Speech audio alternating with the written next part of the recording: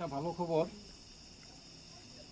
ত্রিপুরাকে নেশামুক্ত করার জন্য ত্রিপুরা পুলিশের তরফ থেকে যে একটি ইনিশিয়েটিভ, সেই ইনিশিয়েটিভের অঙ্গ হিসেবে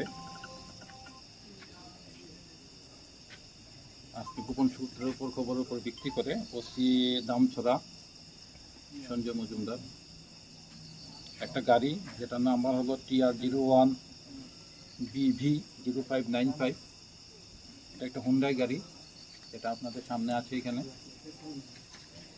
সেই গাড়িটাকে ডিটেইন করে তল্লাশির সময় সেই গাড়ির থেকে টোটাল 177 কেস হিরোইন এটা সিজ করা হয়েছে। এক একটা কেসের মধ্যে 12 থেকে 13 গ্রাম করে হিরোইন আছে, যেটা আমরা এখন অ্যাকুরেট ওজন করব প্রত্যেকটা। ইনিশিয়ালি এখানে 2 কেজি 150 গ্রামের মতো হিরোইন আছে।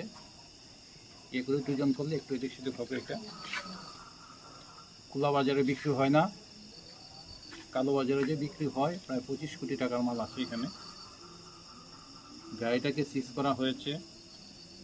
গাড়ির মধ্যে আমরা 2 জন পেয়েছিলাম, একজন শহীদুল রহমান, বাড়ি সোনামুড়া কুলুবাড়ি, আর একজন জসিমউদ্দিন ঠাকুরমুড়া সোনামুড়া। তাদের 2 জনকে অ্যারেস্ট করা হয়েছে। দামছড়া থানাতে একটা NDPS এর কেস নেওয়া হয়েছে।